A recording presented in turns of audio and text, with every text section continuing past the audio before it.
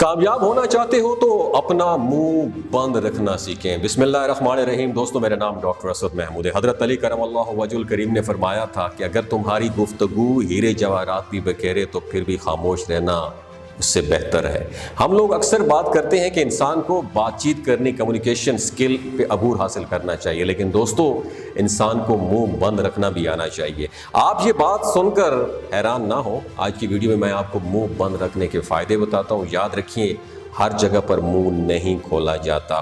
दोस्तों, एक कहानी आपके साथ शेयर करना चाहता हूँ, गौर कीजिएगा। एक नौजवान था, उसका बाप माहीगीरी यानी मछलियां पकड़ने का काम करता था। एक दिन बेटे ने अपने बाप से पूछा, बाबा जी क्या आप मुझे बताएंगे कि जिंदगी में लोगों को अपने टारगेट, अपने गोल्स, अपने मकासद के बारे में, अपने ख्वाबों के बारे में बताना चाहिए या नहीं चाहिए? क्या ये बात ठीक है या नहीं है? तो उसका जो बाप था माहीगीर, उसने हैरान होकर बेटे की तरफ देखा तो पूछा, बेटा तुम ये क्यों पूछ रहे हो? तो लड़के ने जवाब में खामोशी का इजहार किया और कोई जवाब नहीं दिया। तो माहीगीर, उसका जो बाप था, मुस्कुराया और बोला, चलो मेरा पुत्र, दरिया पर मछलियां पकड़ने चलते हैं। आज तुम भी मेरे साथ चलो।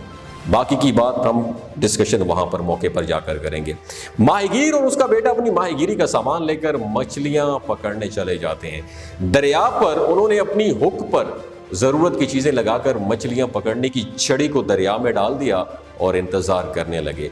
चंद ही घंटों में उन्होंने इतनी मछलियां पकड़ ली कि उनकी मछलियों वाली टोकरी भर गई। माहीगीर ने टोकरी की तरफ इशारा करके अपने बेटे से कहा, बेटा टोकरी में मौजूद इन मछलियों की तरफ देखो। इन मछलियों की किस्मत दरिया में रहने वाली मछलियों से मुख्तलिफ है। इन मछलियों ने अपनी जिंदगी में सब कुछ खो दिया, अपना खानदान खो दिया, अपने दोस्त, अपना घर, सब कुछ। अब ये मछलियां समुंदर से निकलकर इस टोकरी में पड़ी हैं। इनको बाजार में जाकर बेच दिया जाएगा, फिर लोग इनको खरीदेंगे, इनको काटा जाएगा, कुछ को पकाया जाएगा, कुछ को ग्रिल किया जाएगा, कुछ को स्टीम रोस्ट किया जाएगा। फिर माहीगीर ने गहरा सांस लिया और बोला, ये मछलियां दूसरी मछलियों की निस्बत जल्दी शिकार हो गई। क्या आप जानते हो मेरा पुत्र कि ऐसा क्यों है?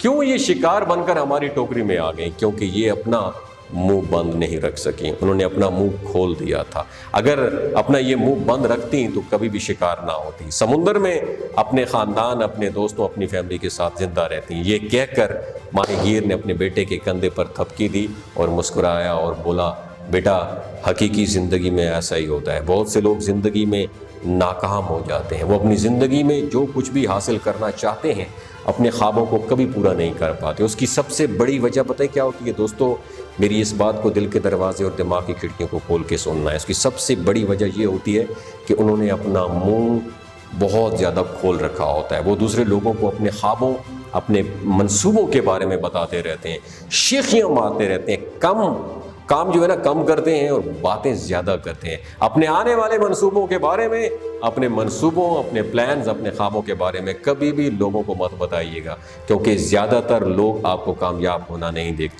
सकते। वो आपसे जेलसी, वो आपसे हसद करते हैं, आपकी कामयाबी से जलते हैं। इसलिए मेरा पुत्र, ख्वाब ज़रूर देखो, अपने लिए गोल सेट ज़रूर करो, लेकिन अपने ख्वाबों की अनाउंसमेंट कभी भी सरेआम ना करो, क्योंकि लोग अपनी पूरी कोशिश करेंगे, अपनी पूरी ताकत लगा देंगे कि आप कामयाब ना हो। इसलिए अगर कुछ बड़ा करना है तो कुछ भी हो जाए, किसी को बताने की ज़रूरत नहीं। खामोशी से अपने काम पर लगे रहो। एक दिन ज़रूर आएगा कि आपकी कामयाबी चीखें मार मार के लोगों को आपके बारे में बताएगी और लोगों को हैरान कर देगी।